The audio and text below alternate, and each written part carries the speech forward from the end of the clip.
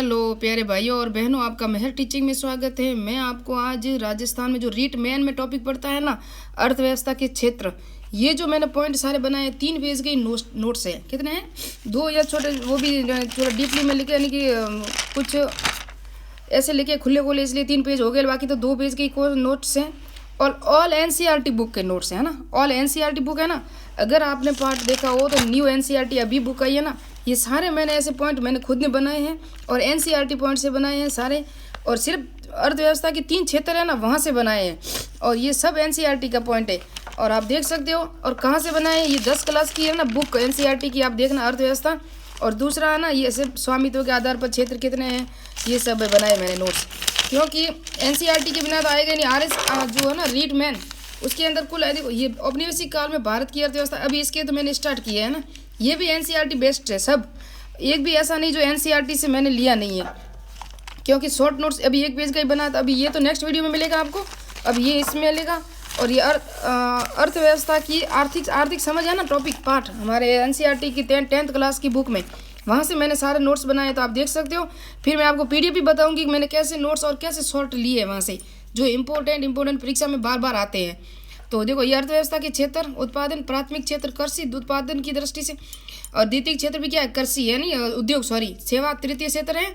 और इसमें क्या होता है, सेवा होता है, तृतीय क्षेत्र को कहते हैं सेवा। और ये दोनों क्षेत्र है ना, प्राथमिक और द्वितीय, ये उत्पादक है, ये भी उत्पादक करता है। कृषि से हम कुछ भी फसलें वगैरह, धान सब उत्पादक करते हैं, इसलिए उसको उत्पादक कहते हैं, ये भी उत्पादक है। लेकिन ये है ना, ये सेवा है। आर्थिक क्रिया, धन की प्राप्ति हेतु किया गया कार्य क्या कहते हैं उसे, आर्थिक क्रिया। ये छोटे छोटे पॉइंट दिए हुए थे आर्थ में, एनसीईआरटी बुक में। और संगठित क्षेत्र, असंगठित क्षेत्र, ये भी दिया हुआ था, तो मैंने उसको शॉर्ट करके लिखा है। संगठित क्षेत्र वो होता है जिस पर सरकार का नियंत्रण होता है, जिसके सामाजिक सेवा के लिए होता है, जो समाज के लिए होता है, हर एक समूह के लिए होता है। सार्वजनिक क्षेत्र होता है और लोक कल्याण के हित में होता है इसमें। उसके बाद है असंगठित क्षेत्र, ये निजी क्षेत्र का होता है और इसके उद्देश्य क्या होता है, लाभ कमाना होता है असंगठित क्षेत्र का। ऐसे असंगठित और असंगठित क्षेत्र से कुछ प्रश्न भी आपको लास्ट पार्ट के अंत में मिलेंगे। तो अब नोट्स क्या लिखा हुआ था, ये आप जानते हैं, वहाँ लिखा हुआ, वहाँ मैंने लिखा इसको। प्राथमिक क्षेत्र की वस्तुओं का उत्पादन और वस्तुओं का निर्माण द्वितीय क्षेत्र में होता है और सेवाओं का सर्जन तृतीय क्षेत्र में होता है। देखो, प्राथमिक वस्तुओं का उत्पादन होता है प्राथमिक क्षेत्र में, वस्तुओं का उत्पादन, और वस्तुओं का निर्माण कहाँ होता है, द्वितीय क्षेत्र में। और वस्तुओं की जो बेचा जाता है ना, जहाँ बाजार वगैरह होते हैं, उसे कहते हैं तृतीय क्षेत्र। तो प्राथमिक क्षेत्र क्या है, कौन कौन सी वस्तुएं आती है, वो मैं अभी आपको मैप से भी बता दूंगी, देख लेना। तो अभी नेक्स्ट में आप देखोगे अभी कि जहाँ प्राकृतिक संसाधनों का प्रयोग हो, जैसे कि खेती, फसल, पशुपालन, कृषि होती है ना, उसे प्राथमिक संसाधन कहते हैं। वस्तुओं का निर्माण किया, वस्तुओं से भी जो निर्माण होता है ना, जैसे गेहूँ, कपास, फल, जड़ी बूटियाँ, डेयरी संसाधन, पशुपालन वगैरह। खनिज और अयस्क भी है ना, ये हम कन्फ्यूजन रहते हैं कि खनिज और अयस्क किस में आते हैं, तो वो भी प्राथमिक क्षेत्र में ही आते हैं। और द्वितीय क्षेत्र में क्या आता है, उद्योग आता है ना। तो द्वितीय क्षेत्र में प्राथमिक क्षेत्र के प्राकृतिक संसाधनों का उपयोग करना, किसी नई वस्तुओं का निर्माण करना ही विनिर्माण है ना, इसके उपयोग के बाद। नेक्स्ट में अभी हम पढ़ते हैं और आप देख सकते हो, इसके मैं बाद में इस टॉपिक के जो पूरा होगा ना, तो मैं इसके शॉर्ट क्वेश्चंस भी बनाऊंगी आपको इसी पार्ट से। तो निर्माण कहलाता है, जैसे टमाटर से टोमेटो सॉस बनाना, गेहूँ के आटे की क्या बनाना, बिस्किट बनाना, कपास के पौधे से रेसे बनाना, रुई बनाना, सब क्या है, विनिर्माण उद्योग में आता है। तृतीय क्षेत्र क्या है, सेवा है। प्राथमिक और द्वितीय क्षेत्र का विकास की मदद करता है। प्राथमिक और द्वितीय क्षेत्र के विकास में क्या मदद करता है, तृतीय क्षेत्र। यह क्षेत्र वस्तुओं का स्वयं उत्पादन नहीं करता, लेकिन उत्पादन में सहयोग व मदद जरूर करता है। जैसे इन वस्तुओं को थोक या खुदरा विक्रेताओं को तक बेचना, ट्रकों व ट्रेनों की मदद से, परिवहन की सहायता से एक शहर से दूसरे शहर में माल को पहुंचाना, भंडारण करना, गोदामों के आरपीएससी करते हैं ना, जैसे भंडारक वितरण। और जिस तरह ये हमने देखा। इसके अलावा शिक्षक, डॉक्टर, वकील, नाई, धोबी, वो भी आते हैं ना, वो भी एक सेवा में ही आते हैं। शिक्षक को क्या मिलता है, वो बच्चों को पढ़ाता है, ये भी सेवा है। डॉक्टर एक मरीज की जो इलाज करते हैं, वो भी तो सेवा है, तो ये भी आते हैं। इसके अलावा ये एनसीईआरटी का पॉइंट है, इसको भूलना मत। कई बार एग्जाम में छोटे छोटे पॉइंटों से हम कन्फ्यूजन होते हैं। सूचना प्रौद्योगिकी पर नवीन सेवा है। एटीएम, इंटरनेट सेवा, ये भी तो हमारी सेवा है। एटीएम से हम बैंक जाने की जरूरत नहीं, हम पैसे निकाल सकते हैं। इंटरनेट सॉफ्टवेयर की सहायता से कोई भी हम ऐप वगैरह डाउनलोड कर सकते हैं। कॉल सेंटर आदि सब क्या है, ये भी तृतीय क्षेत्र में आते हैं, इसलिए ये सब लिखा हुआ था, मैंने लिखा है। अंतिम मूल्यों की गणना की जाती है, जैसे जीडीपी कहते हैं ना, वस्तुओं की अंतिम मूल्यों की गणना की जाती है। और पूरे एक ही क्षेत्र में, जैसे कि देश में जितने भी उत्पादन हुआ उसके अंतिम मूल्यों की जो गणना की जाती है उसे क्या कहते हैं, जीडीपी कहते हैं। जीडीपी किसी देश के भीतर किसी विशेष वर्ष में उत्पादन सभी अंतिम वस्तुओं और सेवाओं का मूल्य होता है, उसे सकल घरेलू उत्पाद कहा जाता है। यह भारत और विश्व की, ऐसे मैंने अभी लिखा नहीं है, लिखूंगी तब आपको बता दूंगी कि भारत की जीडीपी क्या है और विश्व की जीडीपी क्या है। यहाँ राजस्थान की भी लिखना है अभी। और फिर है क्षेत्रों में ऐतिहासिक परिवर्तन, ये भी एनसीईआरटी का पॉइंट है। सब मैंने एनसीईआरटी के अलावा कोई पॉइंट लिया ही नहीं है। सर्वप्रथम सभी देश में प्राथमिक क्षेत्रों से जुड़े हुए होते हैं, धीरे धीरे द्वितीयक क्षेत्र में आने लगे, फिर विकास हुआ और तृतीयक क्षेत्र में आ गए। सर्वप्रथम क्या था, सब प्रथम में प्राथमिक क्षेत्र ही था, जिसे कृषि कहते हैं। जो विकसित देश हो चुके हैं ना, विकासशील विकसित बड़े बड़े, वहाँ भी पहले खेती ही थी, लेकिन अब बाद में वहाँ उद्योगों का निर्माण हुआ है। तो हमारा देश कैसा है, विकासशील है, अभी विकसित नहीं हुआ है। और कृषि पहले क्या हुआ, पहले कृषि पशुपालन हुआ, उसके बाद खनिज हुआ, फिर उद्योग, फिर विनिर्माण, फिर सेवा, ये सब ऐसे क्रम में चलता रहा। और 1973-74 में सबसे ज्यादा कृषि प्राथमिक क्षेत्र का जीडीपी में योगदान था 40%। ये एनसीईआरटी का पॉइंट है, आपको याद रखना है। 73-74 में 2013-14 में सबसे ज्यादा तृतीय क्षेत्र का था, है ना। 2013-14 में किसका था, तृतीय क्षेत्र का था, लेकिन 1973-74 में कृषि का था जीडीपी में योगदान भारत की। 2013-14 क्या चलता, देखो पहले तृतीय क्षेत्र आता है, अभी फिर उद्योग, फिर कृषि। अब क्या है, कृषि का रूप जो घट रहा है, सिर्फ जीडीपी में घट रहा है, लेकिन रोजगार में कृषि प्रथम स्थान पर है ना। रोजगार देता है ना वो कृषि देता है, लेकिन जीडीपी में जो योगदान है वो इस तरह चलता है। देखो अभी ये 2013-14 का कृषि और प्राथमिक का घटा है ना, कृषि और प्राथमिक का घटा है 2013-14 में। 40 वर्षों का अनुमान है ये। सबसे ज्यादा विकास तृतीय क्षेत्र का है 2013-14 में। इससे पहले कृषि का था, जिसे प्राथमिक क्षेत्र कहते हैं। कारण क्या कहते हैं जिसके कारण घटा है, तृतीय क्षेत्र में विकास के कारण कहते हैं प्राथमिक द्वितीय क्षेत्र का विकास हुआ, जिससे तो तृतीय क्षेत्र का विकास हुआ, कृषि ज्यादा हुई और उद्योग ज्यादा हुए, तभी तो हम व्यापार बाहर करने लगे। पहले तो हमारे उत्पादन की वस्तु इतनी होती थी जो हमारी आवश्यकताओं की पूर्ति करती थी, लेकिन जब माल की ज्यादा उत्पादन होता है तो हम बाहर भी भेजते हैं ना। उसी तरह से लोगों की आय का बढ़ना, अब जब लोगों की आय बढ़ेगी तो क्या होगा, तृतीय क्षेत्र का भी विकास होगा। सूचना और प्रौद्योगिकी आधारित महत्वपूर्ण विकास, सूचना और प्रौद्योगिकी, आप देख सकते हो आजकल फोन आ गए, ऐसे हम कितनी सुविधाएं प्राप्त कर सकते हैं, कहीं भी माल को ऑनलाइन बेच सकते हैं, ले सकते हैं। आज भी लोग है ना। अभी नेक्स्ट में देखते हैं क्या क्या लिखा हुआ है। अब रोजगार में जीडीपी का कितना योगदान है, ये एनसीईआरटी का पॉइंट आप देख सकते हो। वो था कितना, कृषि में जीडीपी का क्या योगदान था, प्रथम क्षेत्र कौन था। तो रोजगार में देखो प्राथमिक क्षेत्र 1972-73 में 74% क्या था, रोजगार दे रही थी कृषि। और प्राथमिक क्षेत्र 2013-14 में 11-12 में सिर्फ 49% ही कृषि रोजगार दे रही है ना, लेकिन रोजगार में कृषि प्रथम स्थान पर है आज भी। फिर द्वितीय क्षेत्र का रोजगार कितना दे रहा था, 1972-73 में 11% और 11-12 में 24% दे रहा है। क्या दे रहा है, रोजगार। तो उद्योगों का बढ़ा है ना। और तृतीय क्षेत्र में देखो, तृतीय क्षेत्र रोजगार नहीं देता हमें। 1973-73 में क्या था, 15% रोजगार दे रहा था द्वितीय क्षेत्र, जैसे उद्योग कहते हैं।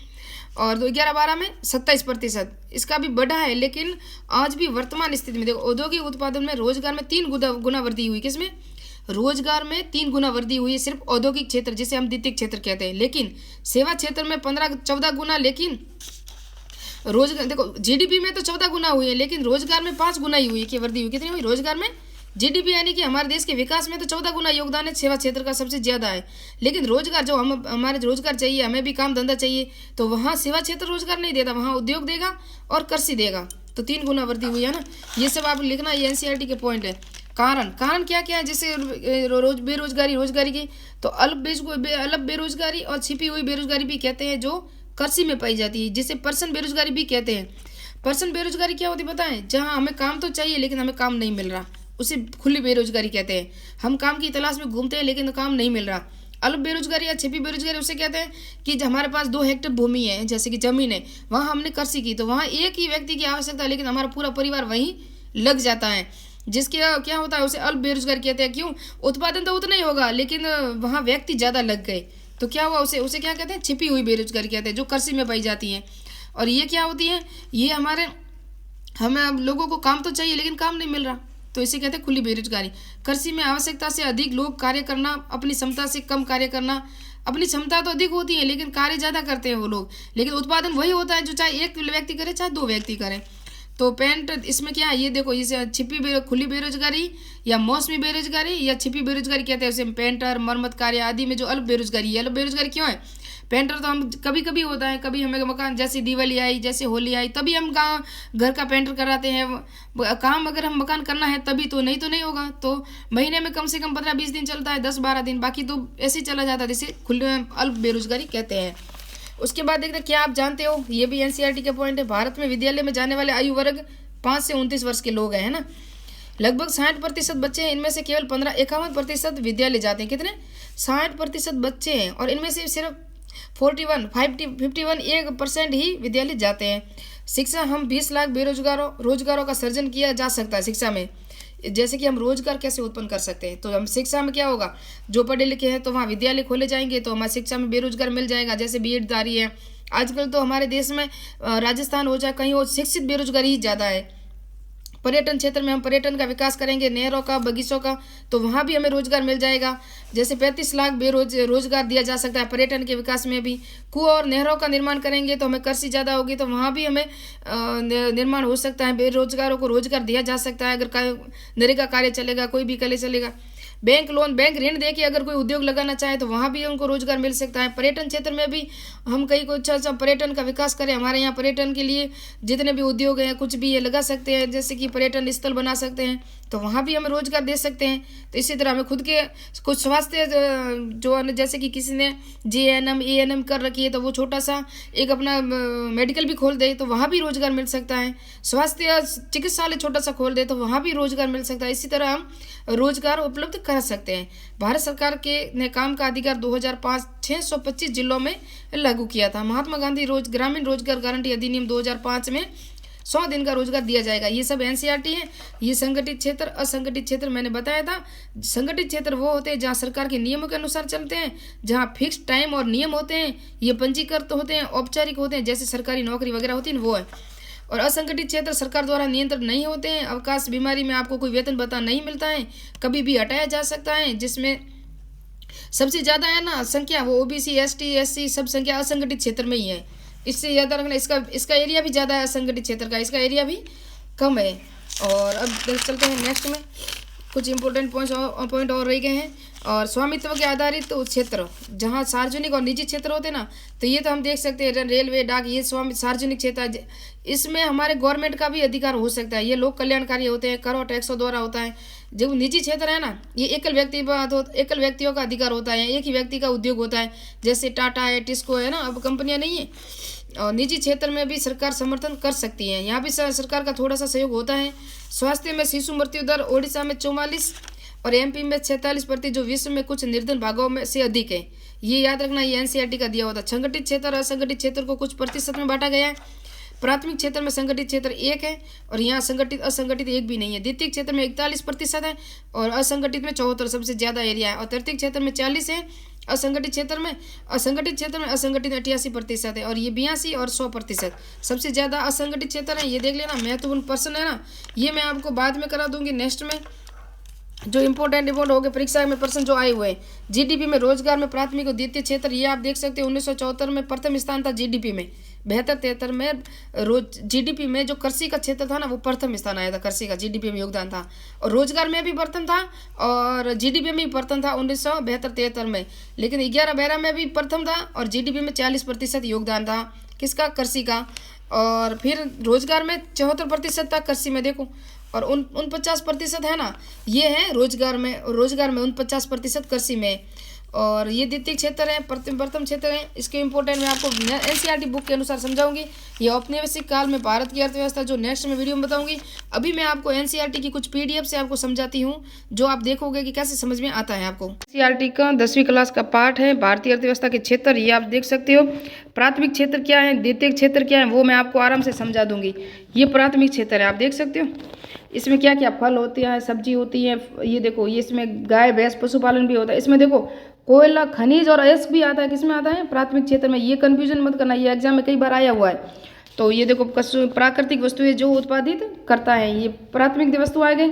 ये द्वितीय क्षेत्र के क्षेत्र क्या क्या है, ये आप देख सकते हो, जिसके अंदर क्या क्या आएगा। ये देखो, जहाँ उद्योग में हमारे होटल पे खाना वगैरह भी आ सकता है। द्वितीय क्षेत्र में कपड़े, अनाज, बूट, कार, चेयर वगैरह विनिर्माण, जो भी हम नया निर्माण करते हैं प्राकृतिक वस्तुओं से, है ना। और तृतीय क्षेत्र में क्या आता है, वो अभी आप देख सकते हो। ये तृतीय क्षेत्र है ना। तृतीय क्षेत्र में ये देखो, ट्रेन आ गई, रेलवे आ गया, और कुछ भी आप देख सकते हो। और ये आप देख सकते हो प्राथमिक द्वितीयक तृतीय क्षेत्र का उत्पादन जो 1973-74 में कितना उत्पादन होता था, अब कितना हो रहा है। तो पहले भी देखो कृषि में भी बिल्कुल कम हो रहा था उत्पादन, ये कृषि क्षेत्र है, ये भी कृषि है। अब कितना हो रहा है, कितना कम हो रहा था, लगभग 540% था, लेकिन अभी वर्तमान में सबसे ज़्यादा उत्पादन हो रहा है कृषि का। देखो ये तो कृषि उत्पाद में वृद्धि हुई, नवीनीकरण साधनों से कृषि उत्पाद में वृद्धि हुई। पहले प्रथम स्थान था, लेकिन अभी उत्पादन में कृषि में जो साधन में परिवर्तन हुआ था, इसलिए वृद्धि हुई। लेकिन अब जो है ना, अब हिस्सेदारी सबसे ज़्यादा उत्पादन में सेवा क्षेत्र, उत्पादन तो यही क्षेत्र है, हमेशा उत्पादन कृषि और उद्योग ही करेंगे, सेवा क्षेत्र कभी नहीं करेगा। ये दोनों ही उत्पादन करता है, लेकिन ये सेवा है। तो इसका सबसे ज़्यादा जीडीपी में योगदान तृतीय क्षेत्र का है, और उत्पादन में कृषि क्षेत्र और उद्योग का, ये याद रखना। 74 में बिल्कुल 1973-74 में बिल्कुल कम था, आप देख सकते हो ये ऐसा था, और ये सेवा क्षेत्र तो बिल्कुल कम ही था। तो नवीनीकरण साधनों के कारण ये विकास हुआ है। और ये आप और देखोगे, आगे बढ़ोगे तो ये चार्ट आपको दिखा रहा है, इनकी उत्पादन में सबसे ज़्यादा हिस्सेदारी किसकी है यहाँ बताना है आपको। और यहाँ रोजगार की दृष्टि से बता रहा है, तो रोजगार सबसे ज़्यादा देता है ना। तो पहले कृषि दे रहा था रोजगार, ये देख सकते हो आप, पहले कृषि क्षेत्र में सबसे ज़्यादा रोजगार था, अब कृषि में भी है और उद्योग में भी है, दोनों में सबसे ज़्यादा रोजगार मिल रहा है। और हमारी जो जीडीपी जो ग्रोथ करती है ना, वो सेवा क्षेत्र से करती है, यहीं से हमारे भारत के देश का विकास होता है। तो ये आप देख सकते हो, ये जीडीपी है। और ये जो है ना प्रतिशत रोजगार में क्षेत्रों में सबसे ज़्यादा कौन सा रोजगार दे रहा है, तो ये देख सकते हो, पहले 74% दे रहा था ये प्रथम क्षेत्र कृषि 73 में, लेकिन अभी 49% है। फिर भी रोजगार की दृष्टि से प्रथम है कृषि, और उत्पादन की दृष्टि से हमें कृषि और उद्योग है। लेकिन हमारे जीडीपी में सबसे ज़्यादा योगदान जो पैसों की इनकम होती है, वो तृतीय क्षेत्र सेवा से होती है। किससे होती है, इन सब से होती है, सेवाओं से होती है। इसलिए ये सब लिखा हुआ आप देख सकते हो। इसका कारण तृतीय क्षेत्र में रोजगार के पर्याप्त अवसरों का सर्जन नहीं है, क्योंकि रोजगार नहीं मिलता तृतीय क्षेत्र में। ये सब मैंने आपको समझा दिया। जो इम्पोर्टेंट सारणियाँ थी ये आप देख सकते हो। सकल घरेलू उत्पादन में हिस्सेदारी कितनी थी, तो कृषि की ज़्यादा थी, रोजगार की तो कृषि में कृषि था ना, वहाँ रोजगार भी मिलता था और इनकम भी होती थी 72-73 में। लेकिन 11-12 तक हम आए तो यह रोजगार तो मिलता है कृषि से, लेकिन इनकम नहीं मिलती। इनकम तृतीय क्षेत्र से सेवाओं से मिलती है, जो हमारा माल है ना बाहर जाता है, और जिससे हमें हमारे देश की इनकम होती है। ये देख सकते हो पूरा डिटेल मैंने यहीं से एनसीईआरटी के सारे नोट्स बनाए हैं।